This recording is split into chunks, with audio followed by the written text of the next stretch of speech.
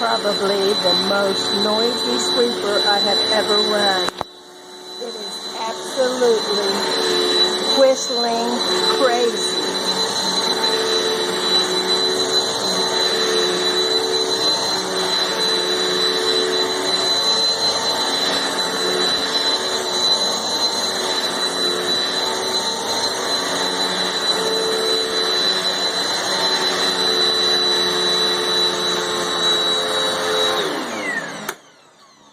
Terrible. Absolutely terrible.